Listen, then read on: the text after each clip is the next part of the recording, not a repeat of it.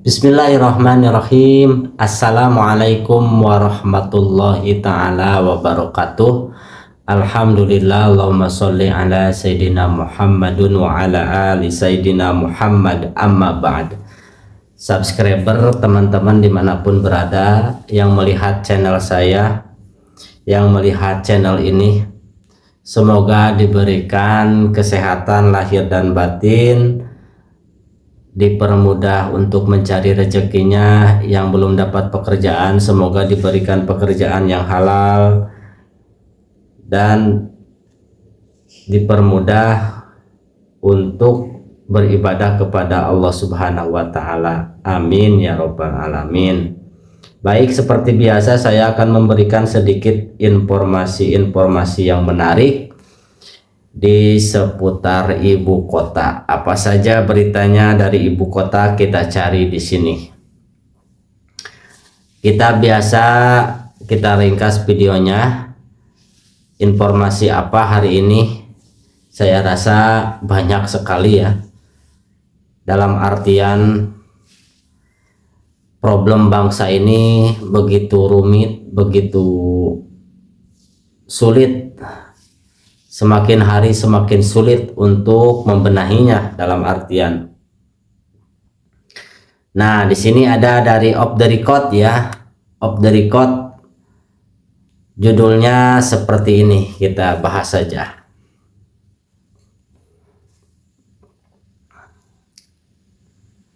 Silakan yang belum subscribe ke channel saya, subscribe dulu. Yang belum subscribe ke channel ini silahkan di subscribe, dibantu supaya algoritmanya semakin berkembang. Judulnya seperti ini dari off the record ya. Silahkan yang mau ke channelnya off the record langsung saja silahkan. Judulnya seperti ini: Gibran salib Prabowo, ke NTT bawa mahasiswa UI titik. Buzzer frontal sebut Gibran aja presiden 2029. Ini sudah bermain narasi kan.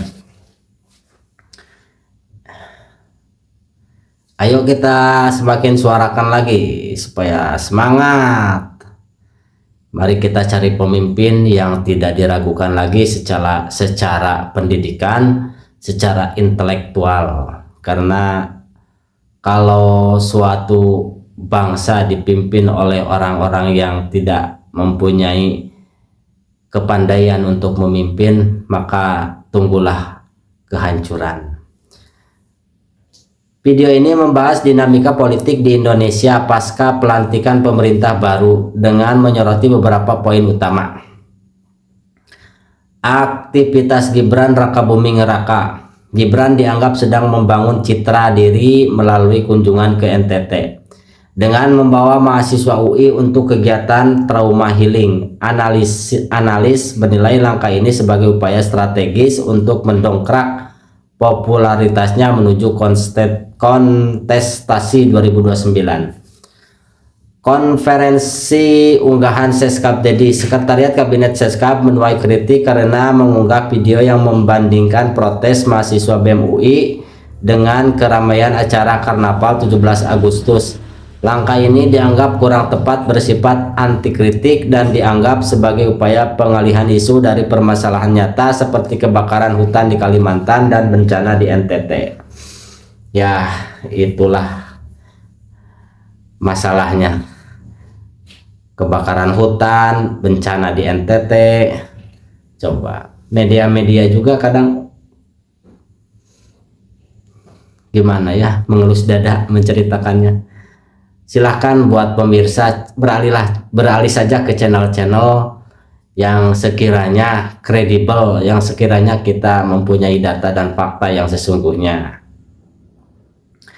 Dominasi orang dekat Jokowi. Terdapat diskusi mengenai pengaruh orang-orang dekat Presiden Jokowi di sekeliling Presiden Prabowo, seperti posisi Teddy Kodari dan Hasan Nasbi.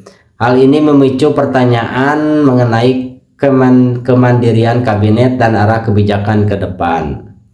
Isu makanan bergizi MBG. Video menyoroti ketidaksinkronan data terkait upaya pengupas bawang yang disebut dalam pidato presiden, serta insiden keracunan makanan di dapur program makan siang bergizi yang terus berulang, yang dianggap mencerminkan masalah manajemen program pemerintah. Ini apa dampak dari mahasiswa terhadap protes terhadap pemerintah? Kita bacakannya.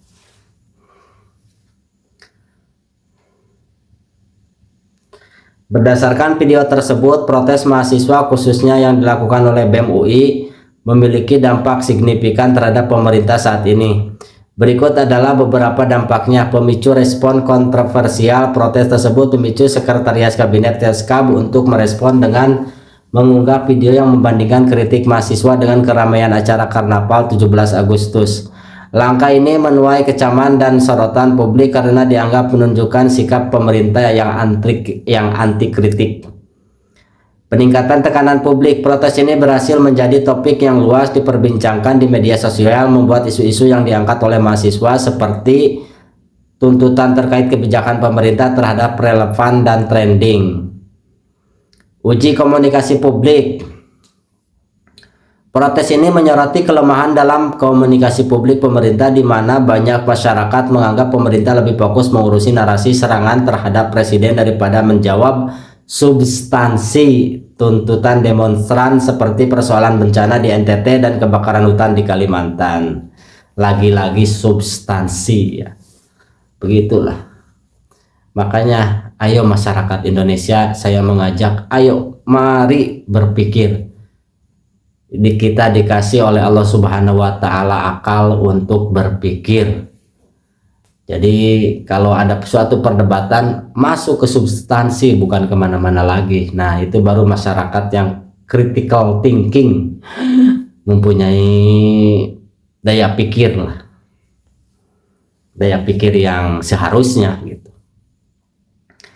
Apa isi unggahan Seskab yang dikritik publik? Coba. Jangan-jangan Karnaval itu ya.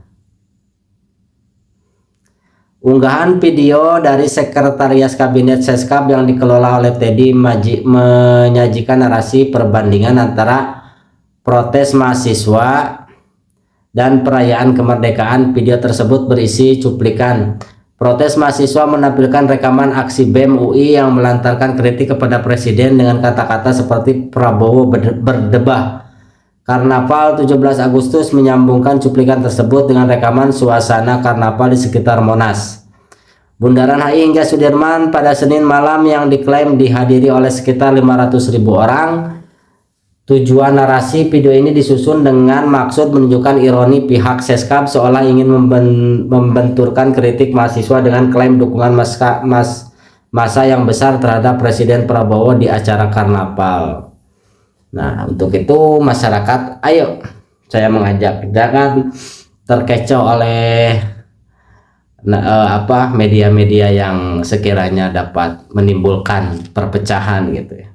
Jangan terkecoh, mari fokus tuntun bangsa ini dengan akal pikiran. Apa pendapat publik mengenai video Seskab budaya? Apakah Karnaval itu murni dukungan untuk presiden? Ya, kita tidak tahu kan. Apakah ada dana di situ? Kok bisa sebanyak itu juga kan. Berdasarkan penjelasan dalam video, klaim bahwa 500.000 orang yang hadir di karnaval tersebut sebagai bentuk dukungan murni untuk Presiden Prabowo diragukan.